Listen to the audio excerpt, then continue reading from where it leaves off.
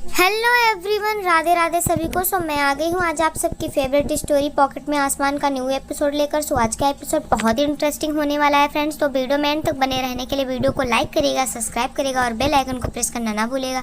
आज के एपिसोड में आप देखने वाले हैं कि यहाँ पर रानी जो होती है वो कॉलेज पहुँच चुकी होती है और कॉलेज में डीएन सर जो होते हैं मीटिंग रखे होते हैं, बाकी टीचर्स भी वहाँ पर बैठे होते हैं और वो लोग रानी को एक लेटर देते हैं जिसमें कि रानी को 1 महीने के लिए कॉलेज नहीं आना होता है, उसमें रिजाइन करना होता है। तो रानी जो होती है इस बात से बहुत घबरा जाती है और बहुत ही परेशान हो जाती है। बोलती है सर ये क्यों? तो बोलते हैं कि यहाँ पर जो बाकी टीचर्स होते हैं बोलते हैं कि पहले भी तुम यहाँ पर एडमिशन के लिए तमाशा कर चुकी हो और तुम यहाँ पर बहुत सारे तमाशे पहले ही क्रिएट कर चुकी हो, तो तुम्हें तो ये मिलना ही था, आज नहीं तो कल ये होना ही था। यहाँ पर रानी जो होती है दिग्विजय की तरफ देखती है और तभी वो लोग बोलते हैं कि दिग्विजय ने जो गलती की है उसके लिए उसको भी यहाँ पर कुछ तो पनिश किया जाएगा, उसको भी हॉस्पिटल से निकाला जाएगा। तो इस बात को लेकर के वो रानी जो होती है बोलती है कि सर ये सब क्यों? दिग्विजय का ऐसा कोई मतलब नहीं है सर, जो हुआ वो एक मिसअंडरस्टैंडिंग थी और जानबूझकर ऐसा कुछ नहीं हुआ है सर, समझने की कोशिश कीजिए। लेकिन यहाँ पर कोई उसकी बात नहीं सुनता है। यहाँ पर अनीशा जो होती है बहुत खुश हो जाती है क्योंकि उसके मन चाहे काम हो रहे हैं, क्योंकि रानी अब कॉलेज जा नहीं सकती तो वो बहुत खुश हो रही होती है।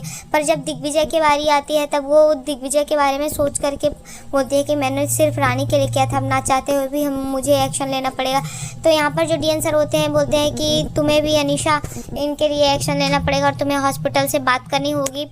तो यहाँ पर वो बोलती है कि ठीक सर, लेकिन दिग्विजय, तो वो बोलते हैं यहाँ पर कुछ नहीं होगा, आपको एक्शन लेना पड़ेगा। और इस बात से अनीशा जो होती है वो बोलती है कि दिग्विजय को मैं कैसे करूँगी पनिश। और यहाँ दूसरी तरफ देखेंगे कि और डीएन सर जो होते हैं वो बोलते हैं कि अगर डॉक्टर सोहम ने एक्शन लिया तो इनको जेल जाने से कोई नहीं रोक सकता। अगर वो पुलिस कंप्लेन करते हैं तो पक्का ही डॉक्टर दिग्विजय को दिक्कत हो सकती है। तो रानी जो होती है बोलती है कि सर यहाँ पर पुलिस की क्या ज़रूरत है, पुलिस को क्यों बुला रहे हैं? तब भी वहाँ पर जो डॉक्टर सोहम होते हैं वो वहाँ पर आ जाते हैं और डॉक्टर सोहम बोलते हैं कि हमें कोई एक्शन नहीं लेना है डॉक्टर गांधी के खिलाफ। और वो बोलते हैं कि सर ऐसा कुछ नहीं हुआ था, आपको वो वीडियो देखकर लग रहा होगा लेकिन मेरी भी गलती थी। और वो इस चीज़ को बोलते हैं। तभी यहाँ पर जो दिग्विजय होता है वो सोहम के ऊपर भड़क जाता है और बोलता है कि देख तेरी सारी प्लानिंग थी ना, मुझे सब पता है। और रानी को बोलता है देख तुम्हें पता है ना कि मैं जानता था कि ये ऐसा ही करेगा, हर बार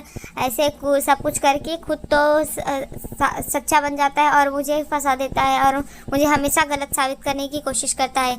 तो यहाँ पर रानी जो होती है वो इस चीज़ को देखती है और फिर वो यहाँ से वो चले जाते हैं। यहाँ घर पर आते हैं, घर पे बाकी सब लोग परेशान हुए होते हैं। तभी यहाँ पर रानी आ जाती है और रानी और दिग्विजय के बीच में बात होने लगती है। यहाँ पर रानी से नारायण जो होती है पूछती है कि क्या हुआ, तो वो बोलती है कि मुझे 1 महीने के लिए वहाँ से रिज़ाइन करना पड़ा है, मुझे वहाँ पर वो लोग परमिशन नहीं देंगे, अब 1 महीने के लिए मेरी छुट्टी हो गई है कॉलेज से। और वो इस बात से परेशान होती है। तभी बोलती है कि दिग्विजय पहुँच जाता है तो बोलती है कि ये मुझे डॉक्टर दिग्विजय गांधी की पत्नी होने का इनाम तो मिलना ही चाहिए था ना।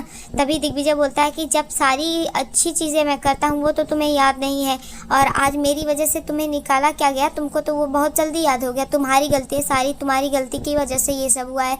तो रानी और दिग्विजय के बीच में होने लगती है बहुत बहस। और रानी अपनी तरफ बोलती है कि तुम्हें ऐसा क्यों लगता है कि हर बार मेरी गलती रहती है? तुम्हारी गलती है, तुम्हारा एटीट्यूड, तुम्हारा गुस्सा, तुम्हारी वजह से ये सब कुछ हुआ है। तुम अपनी गलती तो मानते तक नहीं हो, समझने की कोशिश नहीं करते हो दिग्विजय।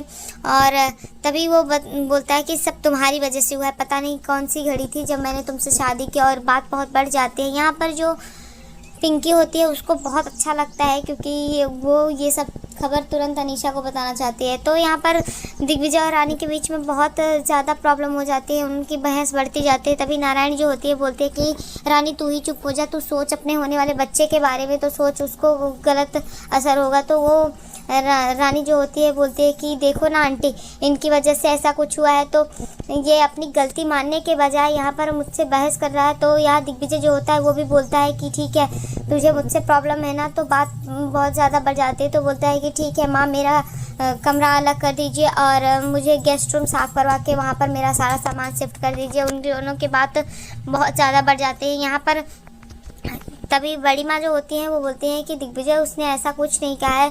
तो यहाँ पर उसकी बात को कोई सुनता नहीं है। रानी जो होती है रोने लगती है और उनके बीच में झगड़ा बढ़ जाता है।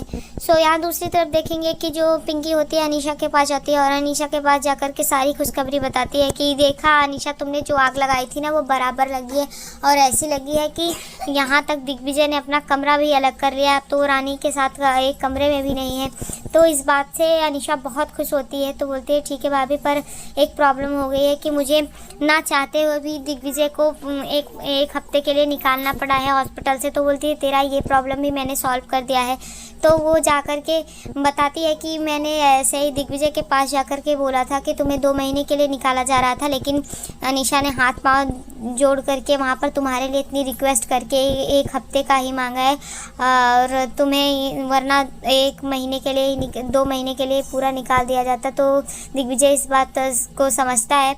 तो यहाँ पर जैसे ही ये सब चीज़ें वो अनीशा को बताती है, अनीशा बहुत खुश हो जाती है। यहाँ दूसरी तरफ देखेंगे कि जो डॉक्टर सोहम होते हैं वो रानी के पास कॉल करते हैं और रानी को बोलते हैं पढ़ाने के लिए। तो रानी जो होती है वो बोलती है कि नहीं सर, आप जानते हैं कि दिग्विजय को प्रॉब्लम होती है। तो यहाँ पर जो सोहम होते बोलते हैं कि मैं जानता हूँ, लेकिन तुम्हारी पढ़ाई को लेकर के ऑलरेडी इतने प्रॉब्लम हो गए हैं, अब तुमको 1 महीने की छुट्टी भी मिल चुकी है, तो तुम कैसे करोगे मैनेज। तो रानी बोलती है सर मैं मैनेज कर लूँगी। तभी वो बोलते हैं कि आज तुम्हारे घर पे पढ़ाने से दिक्कत है, लेकिन कॉलेज में भी तो मैं ही पढ़ाता हूँ ना। तो फिर तो वो बोलते हैं कि सर वहाँ पे ठीक है, वो बात समझ में आती है सर, दिग्विजय ऐसा नहीं, आप जानते हो दिग्विजय सिर्फ गुस्से की वजह से वो हुआ है परेशान और गुस्से में ये सब चीज़ें करता है। तो यहाँ पर जो सोहम होते बोलते हैं हाँ मैं समझ नहीं पा रहा हूँ कि डीजे को हुआ क्या है, क्योंकि कॉलेज की बात को लेकर के वो अभी तक बैठा, हर कॉलेज में ऐसा होता है, मैं उसको समझा चुका हूँ, वो इतना बड़ा डॉक्टर हो चुका है, लेकिन उसके अंदर मैच्योरिटी नहीं है। तभी रानी बोलती है कि नहीं सर, उसके अंदर बहुत ही मैच्योरिटी है, वो अपने काम को लेकर बहुत ही मैच्योर होता है और आप जानते हैं कि वो इतना जितना काबिल डॉक्टर है उतना ही काबिल वो इंसान भी है, मैं उसको बहुत अच्छे तरीके से जानती हूँ। तभी वो अपने बात से कन्विंस करती है और डॉक्टर सोहम को बोलती है कि सर आप नहीं आइएगा, नहीं तो और भी प्रॉब्लम हो सकती है। तो डॉक्टर सोहम जो है उनकी बात को मान जाते हैं। यहाँ दूसरी तरफ यहाँ पर देबू रानी के लिए खाना लेकर जाती है और बोलते हैं कि रानी कुछ खा ले। तो रानी जो होती है वो बोलती है कि नहीं मुझे भूख नहीं है। तो वो बोलती है खा ले, मुझे पता है कि तू गुस्से में कुछ नहीं खाए और तू अपना और डीजे का गुस्सा इस खाने पे क्यों निकाल दिए, तू खाना। तो वो समझाती है, तो बोलती है नहीं मुझे नहीं खाना। तभी वो बोलती है देख जा उसको खिला दे, उसको खाने की ज़रूरत है, उसने ही ये सब किया है, उसको भी तो पता चले कि उसके गुस्से की वजह से उसके बीवी बच्चे भूखे हैं, परेशान हैं। तो बोलती है देख डीजे ने खाना खा लिया है क्योंकि आंटी ने उसको खाना खिला दिया। तो बोलते क्या उसने खाना खा लिया, और इस बात से वो भड़क जाती है, बोलती है अब तो मुझे पक्का ही नहीं खाना। और वो देबू की बात नहीं मानती, उसको बोलती है कि अभी तू जा। यहाँ पर देबू जो होती है वो और ईशान जो होता है और मीनाक्षी जो होती है, ये तीनों यहाँ पर एक साथ रहते हैं और तभी ये सब बातें कर रहे होते हैं कि उसने खाना नहीं खाया। इन दोनों के बीच में जो झगड़ा हुआ है, लोग दोनों जिद्दी ही है, तो कैसे चलेगा। यहाँ पे ईशान बोलता है कि ये लोग बच्चे के बाप बनने वाले हैं, माँ बाप होने वाले हैं, लेकिन इन दोनों के अंदर खुद बच्चों जैसी हरकतें हैं। तो यहाँ पर वो लोग इस बात को कर रहे होते हैं डिस्कस। यहाँ पर रानी जो होती है अपने बच्चे से बोलती है कि मैं जानती हूँ कि बच्चा उसका किक मारता है। तो बोलते हैं कि मुझे पता है कि मम्मी पापा के बीच में झगड़ा होती है तो तुम भी अंदर से उछाल मारते हो, लेकिन तुम जानते हो ना कि इस बार मम्मा की गलती नहीं थी, तुम्हारे पापा की गलती थी, तो तुम्हारे पापा की वजह से ये सब हुआ है। लेकिन कोई नहीं, हम दोनों के बीच में जल्दी पैचअप हो जाएगा। यहाँ पर जो मीनाक्षी है और ईशान और देबू तीनों इन दोनों को एक करने के लिए एक सॉलिड सा प्लान बनाते हैं। यहाँ दूसरी तरफ देखेंगे कि जो दिग्विजय होता है वो अनीशा के घर पे जाता है। अनीशा सो रही होती है, तभी देखती है इस टाइम कौन है, तो बिल बजता है। तो जैसे देखती है तो यहाँ पर दिग्विजय होता है, तो बोलती है दिग्विजय इस टाइम। तो यहाँ पर दिग्विजय जो होता है अनीशा के गले लगा रहते हैं। सो आज के एपिसोड में इतना ही फ्रेंड्स, मिलते हैं आपसे नेक्स्ट एपिसोड में। नेक्स्ट एपिसोड और भी धमाकेदार होने वाला है। तो वीडियो अगर पसंद आई तो वीडियो को लाइक करिएगा, सब्सक्राइब करिएगा और बेल आइकन को प्रेस करना ना भूलेगा, ताकि ऐसे इन्फॉर्मेशन वाले वीडियो मैं आपके बीच में लेकर आती रहूँ। तो bye bye, Radhe Radhe, take care.